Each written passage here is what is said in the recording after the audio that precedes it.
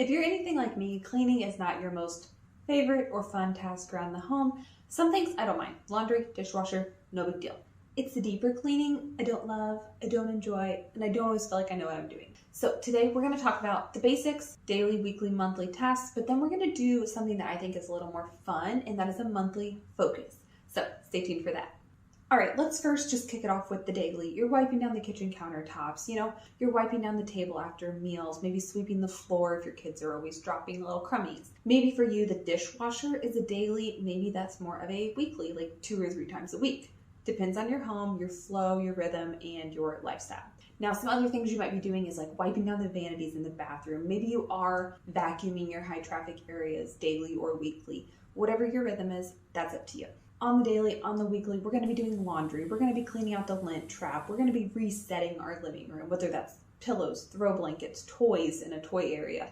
Those things are just constant and they're just part of our everyday lives. Then we have the monthly. So on a monthly basis, you're probably doing a very good sweep and vacuum of your house. You're doing the bathrooms a little bit of a deeper clean. You're probably checking out your fridge. Maybe not a full deep clean, but at least wiping out some shelves, getting rid of expired things, kind of just resetting those areas. So those are some of the monthly things that we're typically doing. And again, every home is going to have a different flow for what they need done and get done. Okay. Some of us might be stay-at-home moms. Some of us might be working. Some of us might have housekeepers. We all got to tailor it to our own home and our own lifestyle.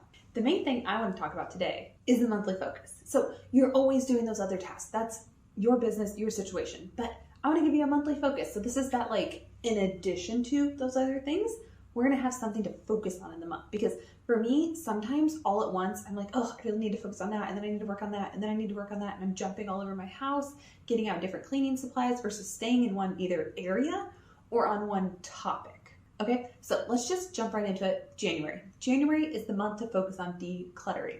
Some things in this list are going to overlap a little, but that's a good thing because you might not have done them well enough. You may not have had time for them, or maybe you didn't get as detailed as you could have been the first time.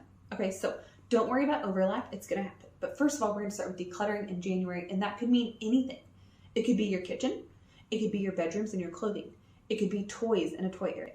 You pick what you have time for. You have a whole month. Okay, maybe you have 5 minutes to do a junk drawer. Maybe you have a whole Saturday to do a closet. Completely up to you, your lifestyle. Do you have babies? Do you have teenagers? What do you have going on? I recommend you pick the worst areas of your house. The areas that maybe are problems, where you hate going in that area, or it's a area that's causing dysfunction in your home and it's making you take more time. Every time you need an item out of the linen closet, it's a disaster. Or every time you need something from this area of your home, it's not worth it. Tackle that area. Okay, so let's declutter in January and get reset with the new year. February is going to be focused on the kitchen. I put this as February because in January I did a pantry challenge, and maybe next year you'll do a pantry challenge. So your pantry, fridge, and freezer are a little more empty. It's a great time to give them a deep clean. Okay, so February is going to be cleaning the kitchen. Again, whatever capacity you're able to do it, that's where you're going to spend that additional time that you have.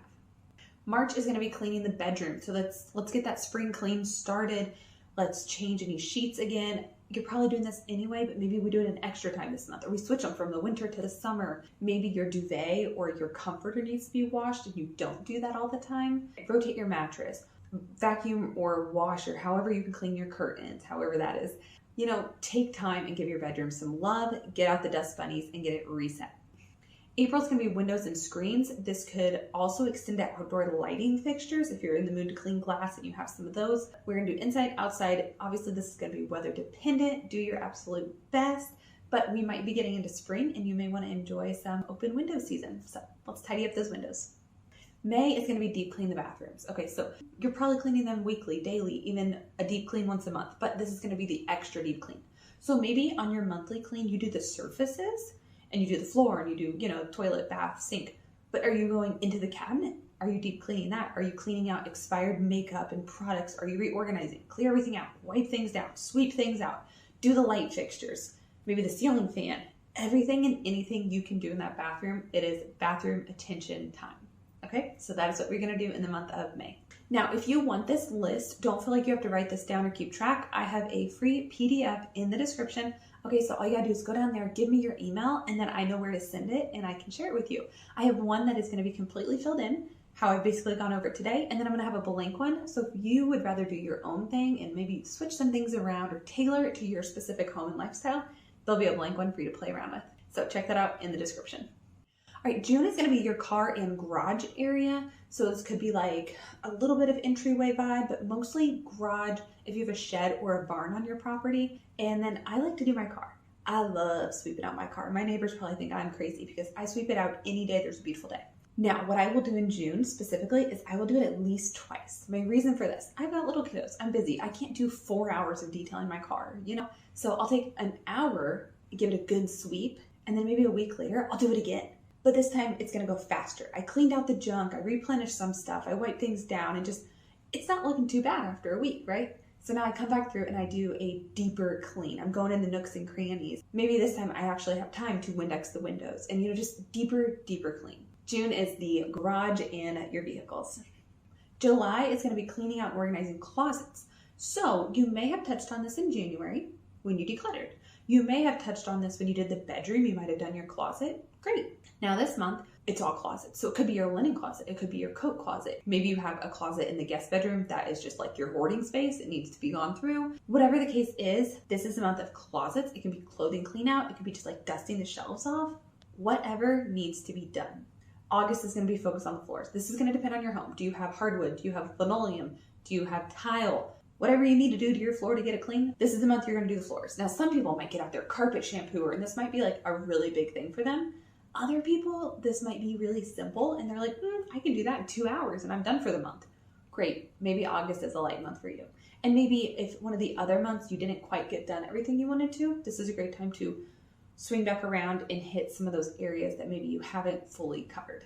September is going to be clean and refresh the laundry room. Our washer and dryer work hard for us. We need to work hard for them. Tidy them up, give them a deep clean, wipe off any shelving, clean out the lint trap, maybe clean where the lint goes in the back of your dryer. Make sure there's not a clog back there, anything like that, fire hazards, So this is a laundry room day. Now, maybe your laundry room is just a closet upstairs. Maybe it is your mud room. Whatever the case, we're going to give it some love.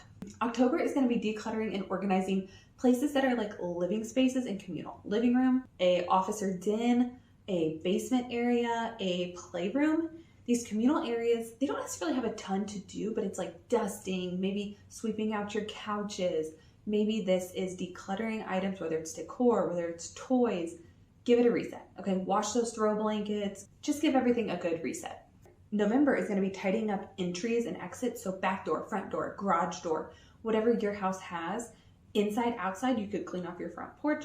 Just get those entryways functional, fresh, tidied up, clean, whatever they need, because that leads us into December, where we might have guests coming over and enjoying the holiday season. So December's task is actually going to be just prepping for guests. So again, keeping those entryways really on point.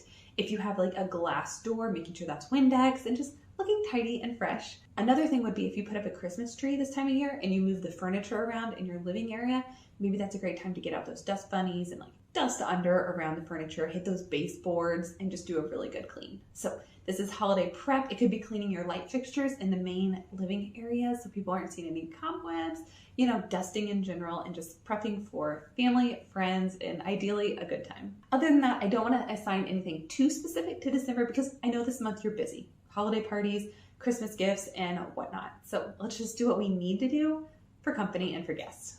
There you have it. That is my 12-month focus. I hope this was a fun way to look at cleaning and just kind of giving you a little bit of direction each month and just having something in the back of your mind when you have a pocket of time. What can I do in this area and what can I accomplish? If you found this video helpful, don't forget to subscribe, give it a like. Also, I do want to say, please leave a comment. What is the least favorite area or thing in your house to clean? And how do you get over the hump of doing it? What motivates you? What makes it easier to get the job done? Let's give others some advice and encouragement in the comments. Alrighty, so if you want that free PDF, go ahead and check the description. Otherwise, thank you for being here and I'll see you in the next video. Have a great day.